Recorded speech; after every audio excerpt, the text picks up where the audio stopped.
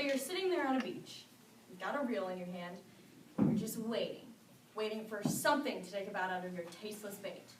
How many times has this happened to you? Yeah, that's what I thought. Now, let's be serious. We all know fishing can get going really fast. But don't fear, I have a solution. It's what I like to call spearfishing. Spearfishing acts as a fun and challenging alternative to offshore fishing. And today, I will show you the steps on how to do it. So before you even get into the water, you need to get your necessary equipment first. First and foremost, obviously, you need a spear. This is the most common type of spear. It's a spear gun. It's not loaded, don't worry, and it can't be shot because I don't have the bands for it. And then here's the spear that actually goes inside of it. It has the tip right here and these two prongs that are released after you shoot the fish to keep the fish on the spear itself.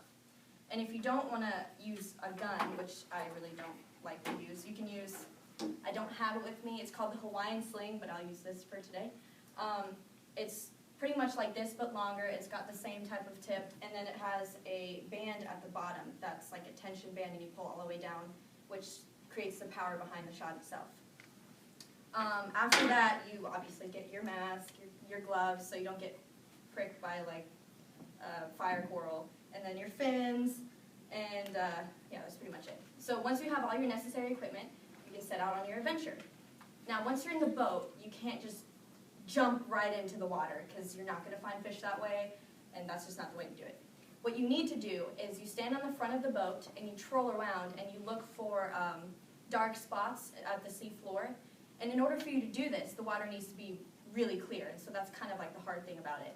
If the water's not clear, you do something called dragging, which is pretty much exactly what it sounds like. It's terrible, by the way.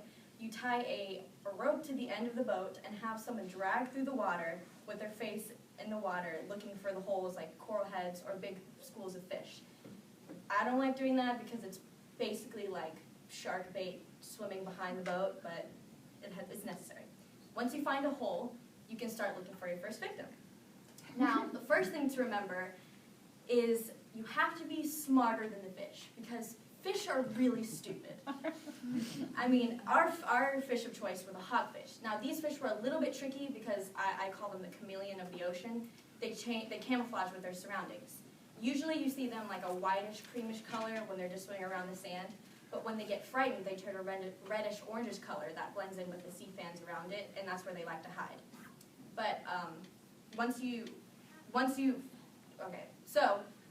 you look for the fish, you survey the ocean's floor from the top, and then when you find a fish, you quietly swim down, don't make any sudden movements, and then start swimming about like 10 feet away from the fish and stalk it until you find like it's at a good position.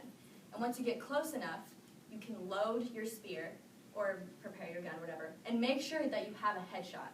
Because if you don't have a headshot, it can come off the spear or it ruins the fillet, and you don't want that to happen when you eat it later.